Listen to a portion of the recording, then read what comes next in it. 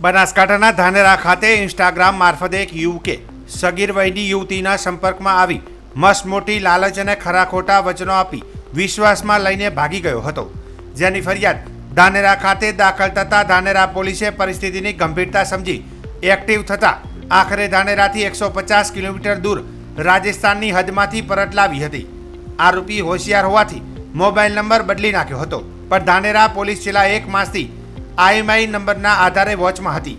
આખિર પોલીસના સતત પ્રયત્ન થકી માહિતી સામે આવતા દીકરીને પરત લાવવામાં આવી હતી।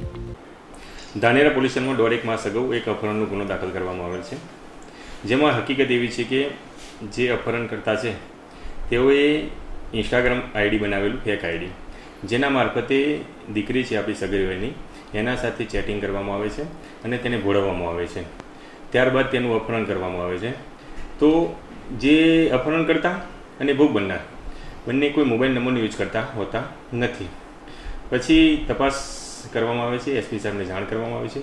SP સાહેબની સૂચના મુજબ સ્પેશિયલ ઇન્વેસ્ટિગેશન ટીમ એકની રચના કરવામાં આવે છે અને જે અનુસંધાને 1.5 મહિના બાદ એક લોકેશન મળે છે કે તેઓ કિશનગઢ પોલીસ સ્ટેશનની હદમાં રાજસ્થાન રાજ્યમાં કોઈ જગ્યાએ રહે છે।